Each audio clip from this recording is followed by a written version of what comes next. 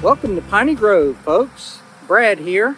Deb is back at the house. She had to take the day off so that she could be at the house for some work we're getting done there. But what you see behind me is the very first livable structure going up on our property. You see the cement pumper truck, and you see the workers working the slab. But we've got the slab completely poured, and they're just working it now. They're getting it smooth on the top. They bull floated it.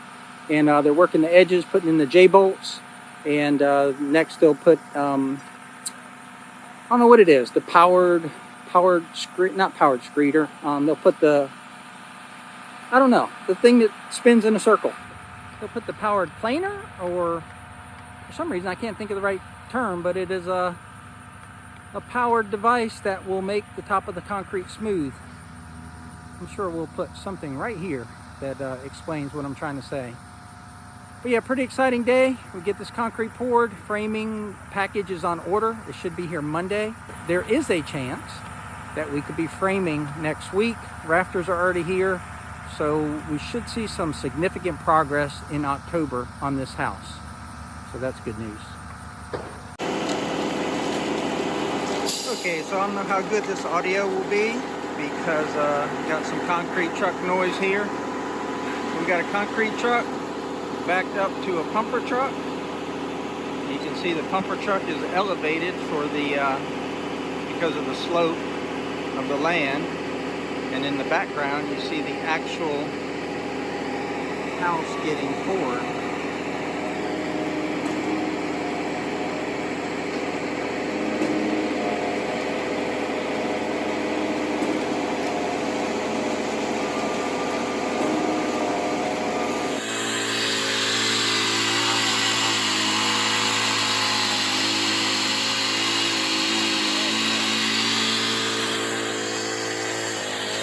All right, John, what is this called, what they're doing? I know they're using a vibrator, but what is it called? A vibra screed, okay? Get some air out of everything. Okay, and this is the cream that makes it very nice for us. So this is the first step after the concrete's poured, is the screed off the top, and then what do you do after that? Then you let it dry and bull float. Okay. Bull float it, let it dry, and then let the machine get it and finish it off.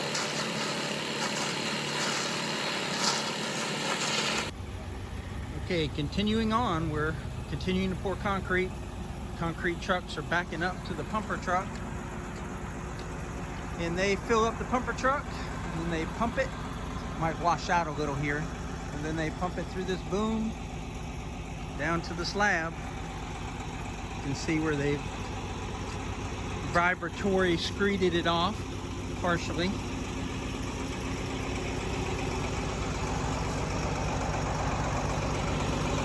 Some video of this big truck up in the air.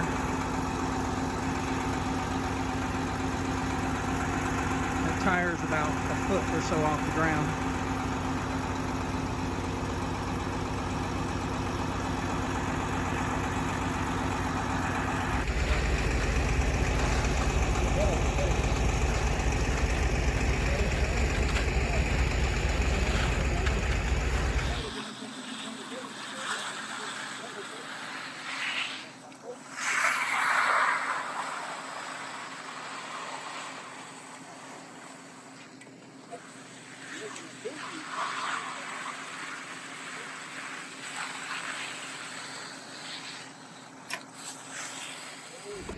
Okay, so we're all bull floated, and we're putting in the J-bolts around the edges. And they're doing some hand troweling. So it's only been a couple hours. I can't see the time on the camera, but it really hasn't taken that long. It's not a very big slab, but regardless, it didn't take very long. All of the concrete is has been delivered and poured. No more trucks will be coming. So these green dots that you see are for a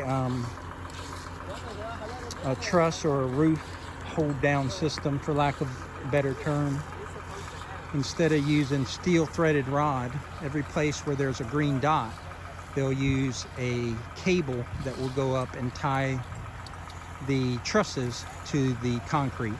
And that's because we're in Florida and there's a high wind load requirement.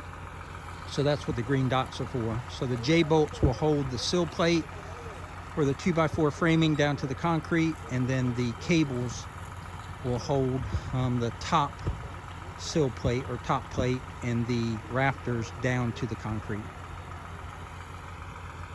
I don't know what wind rating that will give it, but I think we're in a 120 wind load zone, 120 to 130 mile per hour wind load zone here in Northwest Florida, because we're approximately 45 miles from the coast, about an hour drive from the coast. Okay, I think this machine is called a power trowel. But you can see that the concrete slab has been poured completely. It's been screeded off, and now they're starting to trowel it, work it to get it nice and smooth. I got the J-bolts in all the way around the perimeter. And he's just working that machine.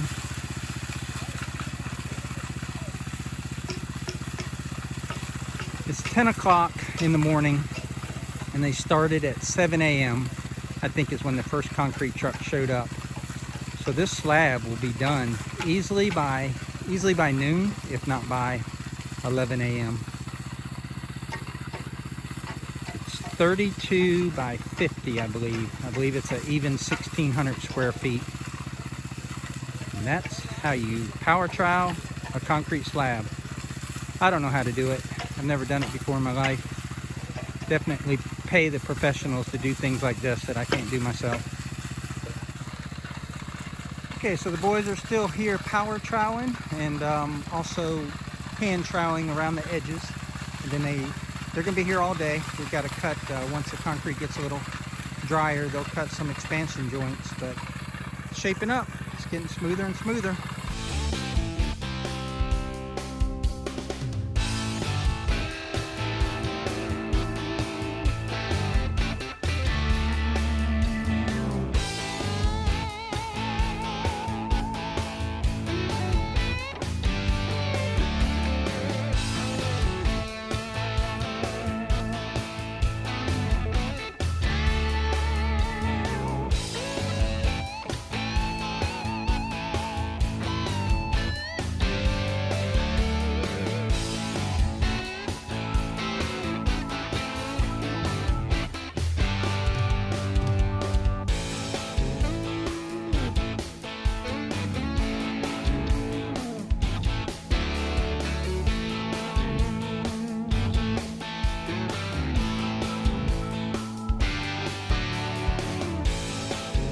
Okay, it's 12:14 and they're still doing the power trowel.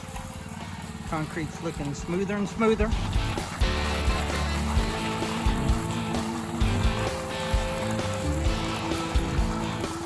never seen him power trowel before. He throws a little water down. He's got a bucket of water with him, and it helps him smooth the concrete.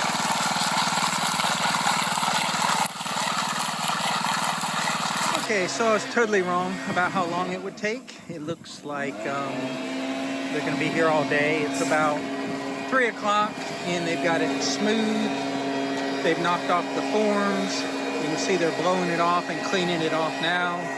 Stacking up all the form wood and cleaning up all the tools. 1,600 square feet, and it looks like we're going to be done around 4 o'clock or so. It's looking real good. They've cut the expansion joints with the saw, and he's blowing off the dust from those cuts right now. The slab is done. They've gone now for the day. But if you've ever been at a construction site, you'll know that they don't necessarily clean up maybe as well as you would like them to. So I'm going to go around with my tractor down this edge where they removed the form boards and pick up the big chunks of concrete and any nails and other debris that I see. I'm going to spin around here. Don't get dizzy, and dump them in this dumpster right here behind me. So if I get that done, I'll know that they won't just simply take a skid steer or something and just bury all that concrete.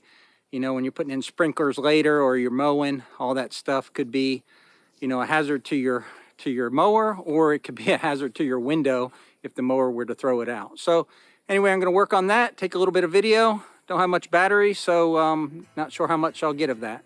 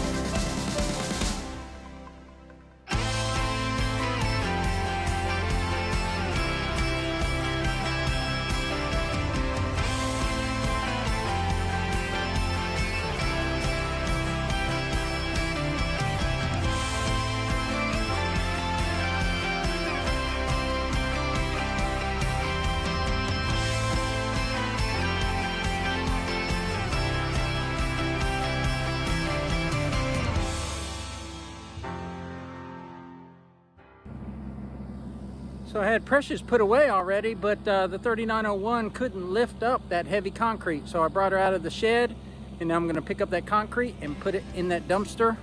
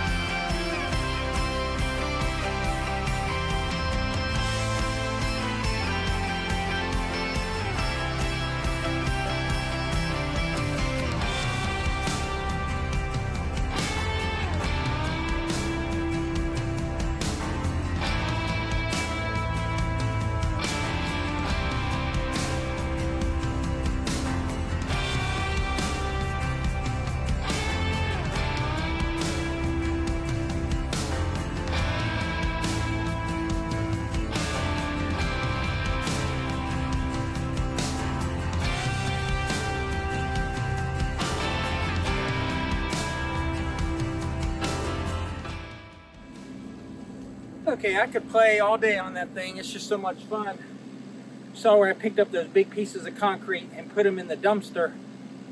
The first one, when I was coming from this direction, it would have tipped the excavator over. It was just too heavy, so I took a different tack on it, and took it from this direction and picked it up, and it was all it could do to swing it into the dumpster. I mean, the hydraulics were stressed out as much as they could be. And the second piece was probably right at that limit too, although I could actually articulate the arm a little bit more. But yeah, I could blade and try to level this stuff out here and have fun with it. But I got a lot of other things to do. I got to put this thing away, and I got to load that Kubota up on the trailer so I can take it home, so I can take it to the hunting lease tomorrow and do some bush hogging out there. So hopefully you enjoyed what you saw here today. This is what we do out here on the farm. We're constantly building things. We're constantly moving dirt, bush hogging, planting, those type of things. We're 3 years into developing this land into our homestead. So this is 3 years of effort up till now, but there'll be 3 more years of work until we actually live here. So again, hopefully you enjoyed the content. If you did, please click like, please click subscribe, and we'll see you on the next one. Take care.